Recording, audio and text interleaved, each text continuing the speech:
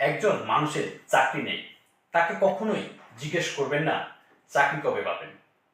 একজন মানুষ ডিভোর্স হয়েছে, তাকে কখনো জিজ্ঞেস করবেন না ডিভোর্সের কারণ কি।